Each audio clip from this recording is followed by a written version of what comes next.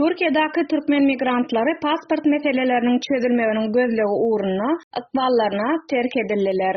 Köpçüliklerin işsizlige sebäp bolan awtoritar Türkmenistanyň öňünü görüp bolmaýan ykdysady we jemgyýetçilik siýasatlary sebäpli köp sanly türkmen raýaty gowdurmuş gözlemek we eklenjetmek üçin beýleki ýurtlara gidip başlady. Şeýle ýurtlaryň biri Türkiýe Respublikasydy. Karantin girilenden soň COVID-19 bilen baglanşykly serhetleriň ýapylmagy bilen köp sanly türkmenleriň resmi namalarynyň möhleti utardy. Türkmen konsullyklary täze pasport bermekden ýüz öwürdi we olaryň uzaldyrylmagy migrantlaryň köpsiniň meselesini çözmedi. Bu ýagdaý türkmen migrantlarynyň Türkiýedäki ýagdaýyny hasam erwetleşdirdi. Şeýle hem Türkiýanyň öz tarapyndan migrasiýa siýasatynyň berkidilmegi we wiza girizmek barada iki taraplaryň şertnamanyň kabul edilmeginiň türkmen häkimetleriniň haýyşy boýunça bolanlygyny bellemelidir. Ýene-de ykdysady kynçylyklar, korrupsiýa we Türkmenistana gutulgysyz syýahat gadaganlygy sebäpli köp sanly türkmen täze pasport almak üçin öz watanyna dolanmakdan ýüz öwürýär. Türk häkimetleri tarapyndan migrasiýa siýasatynyň güýçlendirilmegi 10 miňlerçe türkmeniň tutsak edilmegine we ýurdun dürli künjeklerindäki deportasiýa merkezlerine iýerilmegine sebäp boldy. Netijede köp sanly türkmen migranty bir näçe aýdan bir ýyla çenli deportasiýa merkezine bolýarlar. Diňe ýaňy ýakynda halkara hukuk goraýjylaryň basyşy bilen türk häkimetleri türkmen migrantlaryna garşy has ýumşak siýasat alyp barmaga başlady. Türkiýanyň prezidenti tarapyndan iş günü däl diýip eglan edilen Remezan aýynyň 10 günlük bayramçylygy sebäpli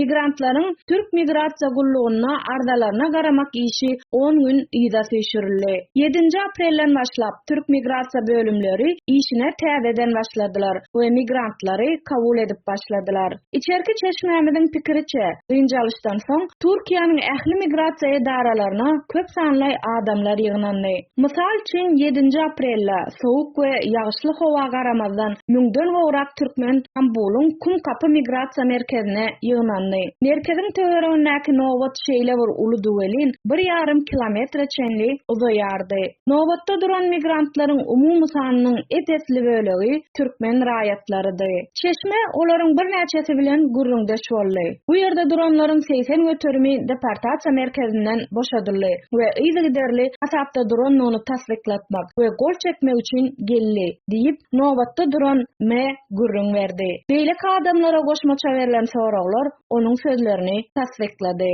Kumkapy migrasiýa gullugyna nowbatda duran 3 ýigit tutsak edilenden soň boşadylan müňlerçe türkmeniň arasyndan bir näçesidi. Olaryň biri deportasiýa merkezinden 1 ýyldan soň, ikincisi 8 aýdan, üçüncüsi 6 aýdan soň boşadyldy.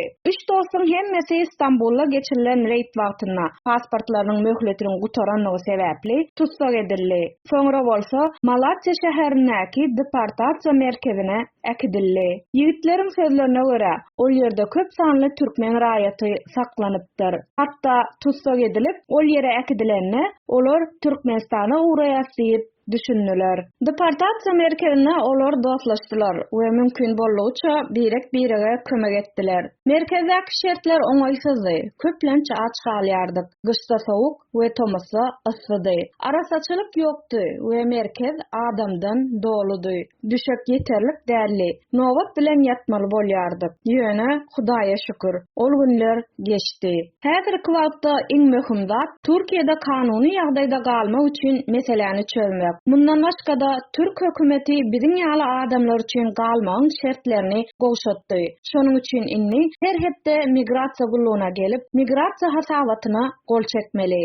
Biz boskun statusyny almak üçin aklawjy hakyna tutduk. Eger işimiz şowly bolaýsa, bu ýerde galmamyzy kanunlaşdyrarys we bu ýerde gazanç etmegi dowam etdireriz. Türkiýede işlemek watanymyzdaky maşgalalarymyza maddi kömegi bermäne mümkinçilik berýär. Eger biz gitsek, özümüz we ýakynlarymyz watanymyzda aç galarys diýdiler. İçerki çeşmämiz gürleşip duran wagty nowbatdaky adamlaryň arasynda tolgunçlyk başlandy. Nowbatyň çalt uzaýanlygyny gören Kumkapy migrasiýa merkeziniň işgärleri polisiýa çağırdylar. Polisiýa köçede duran adamlara ýüzlenip, "Siziň araňyzdan kimde-kim hasabata gol çekmek üçin gelen bolsa, islendik gün 2 hepde içinde gelip bilerseňiz, bugün kabul edişlik bolmaz" diýdi.